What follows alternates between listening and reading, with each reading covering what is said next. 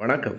நான் சுபவீர பாண்டியன். இன்றைக்கு புதிதாய் தமிழும் திராவிடமும் ஒன்றுக்கொன்று எதிரானவை என்பதை போன்ற நச்சு விதைகளை சிலர் நாட்டில் விதைத்து கொண்டிருக்கிறார்கள். ஆனால் தமிழ் தேசிய அறிஞர்கள், அதாவது உண்மையான தமிழ் தேசிய அறிஞர்கள் திராவிடத்திற்கும் பெரியாருக்கும் நெருக்கமாகத்தான் இருந்தார்கள். பெரியார் அவர்களின் மொழி சார்ந்த கொள்கைகளில் வேறுபட்டு நின்றாலும் கூட மற்றவைகளில் பெரியாரை மறைமலையடிகளாரும் திராவிட மொழிநூல் ஞாயிறு பாவாணர் அவர்களும் பெருஞ்சித்திரனார் அவர்களும் பாராட்டினார்கள் என்பதுதான் உண்மை. நம்முடைய பாவாணர் அவர்கள் ஒரு முறை பிராமணியம் என்னும் பெருங்கேடு நஞ்சு நாவலம் முழுவதும் நலங்கெடப் பரவி பைந்தமிழ் திராவிட பழங்குடி மக்கள் நைந்தமை தடுக்க நன்மருத்துவராய் வள்ளுவர் மறைமலை வன்மரப் பெரியார் தெள்ளிய மூவர் தென்னகம் தோன்றினர் என்று குறிப்பிடுகிறார். இந்த பார்ப்பனியத்தை எதிர்த்து தமிழ்நாட்டில் தங்களினுடைய கருத்துக்களை விதைத்த பெரியவர்கள் மூவர். ஒருவர் அறநெறி பெரியார், இன்னொருவர் தனித்தமிழ் பெரியார்,